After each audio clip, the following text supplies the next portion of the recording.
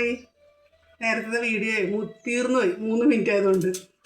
നമ്മുടെ കറി തിളച്ച് നോക്കിയേ, മാന്തള് തിളച്ച് കണ്ടോ. ഈ ക്യാരറ്റും ബീൻസും കൂടി നമുക്കൊന്ന് മെഴുക്ക് പുരട്ടണം. നമ്മുടെ പിലോപ്പി ഒന്ന് വറുക്കുകയും ചെയ്യണം. അതിനുള്ളത് പുരട്ടണേ. മുളക് പൊടി, മഞ്ഞൾപ്പൊടി, ഉപ്പുപൊടി, കുരുമുളക് പൊടി, ഇഞ്ചിയും പച്ചമുളകും പേസ്റ്റ് ഇട്ടിട്ടുണ്ട്, വെളുത്തുള്ളി, ഇത്തിരി അരിപ്പൊടിയാണ്. നമ്മുടെ കഷ്ണത്തിലൊക്കെ നമ്മളിത് മസാല പുരട്ടിയിട്ടാണ്. ഇനി ഇതിവിടെ ഇങ്ങനെ കുറച്ച് സമയം ഇരിക്കുമ്പോഴത്തേക്ക് നമ്മുടെ എണ്ണയൊക്കെ ചൂടായി വരണം വരെ ഇതിങ്ങനെ ഇരിക്കട്ടെ. എണ്ണ ചൂടായി മീനിടണേന്ന്.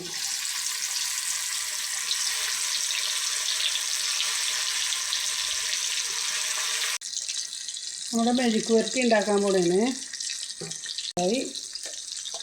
നമ്മളിതോട്ട് കടുകിടും.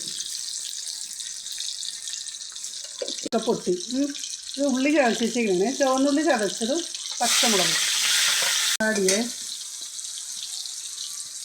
1 സ്പൂൺ മഞ്ഞൾപ്പൊടി, പച്ചമുളക് കൂടുതൽ ഇട്ടേക്കണ കാരണം 1/2 സ്പൂൺ മുളക് പൊടി മതി. ചതച്ചമുളക് ഉണ്ടെങ്കിൽ അത് ഇടുന്നത് നല്ലതാണ്. ഇവിടെ ഇപ്പോൾ തീർന്നിരിക്കുക, അതുകൊണ്ടാണ് ഇങ്ങനെ.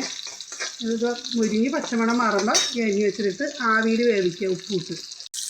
ഉപ്പിട്ട്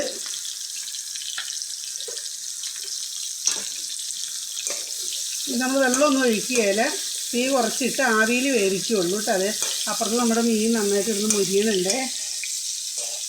ഈ അരിപ്പൊടിയൊക്കെ ഇടുന്നത് എന്തിനാണെന്നറിയാമോ? നല്ല ടേസ്റ്റും ആയിരിക്കും, മീനൊന്നും പൊടിയാണ്ട് നല്ല വൃത്തിയായിട്ടിരിക്കും. മെഴുക്ക് പുരട്ടി അങ്ങനെ ശരിയായി വെന്ത് കണ്ട. അങ്ങനെ നമ്മുടെ ഉച്ചയൂണ് റെഡിയായി. 2 കാന്താരിയും കൂടി ഉണ്ട്, ഉപ്പിലിട്ട കാന്താരി. എല്ലാവരും ലൈക്ക് ചെയ്യുക, സബ്സ്ക്രൈബ് ചെയ്യുക.